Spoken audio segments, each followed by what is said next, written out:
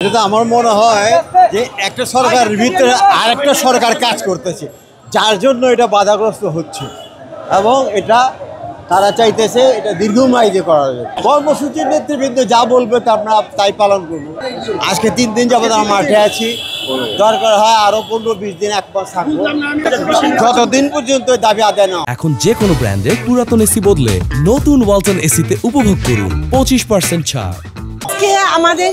আমাদের জাতীয়তাবাদী দলের থেকে ইঞ্জিনিয়ার ইসরাকের মেয়রের আইনের আদার থেকে কোনো বাধা নেই, কিন্তু আজকে আমাদের বুধবার, বৃহস্পতিবার, আজকে শনিবার এটা আসিফ মাহবুব এনার রিড করে আমাদের এটা দিচ্ছে না। ইসরাকের জনতা মেয়র এটার দাবি নিয়ে আমরা 3 দিন ধরে আজকে নিয়ে 3 দিন দিয়ে এগুলো রাজপথ কর্মসূচি পালন করছি।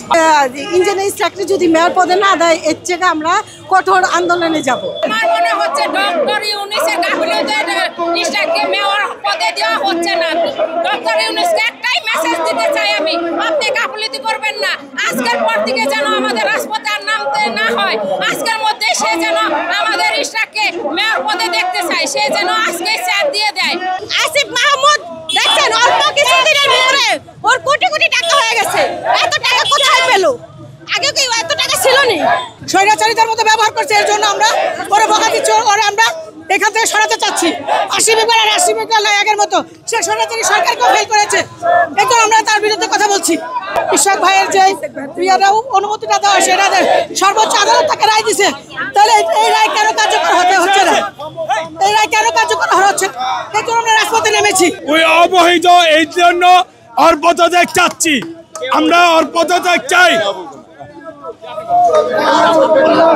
আমরা আসিফ মাহমুদ বৈষম্যমূলক আন্দোলনে হওয়ার পরে তিনি উপদেষ্টা হিসেবে এসছে বাংলাদেশকে নতুন মাত্রায় নতুন রূপে সৃষ্টি করার জন্য। এখন আদালতের রায়, নির্বাচনের কমিশনারের আদেশ, এগুলোকে উপেক্ষা করার মানে কি? তিনি কি যে ফ্যাসিজম ছিলেন, ফ্যাসিজমকে হটিয়েছি?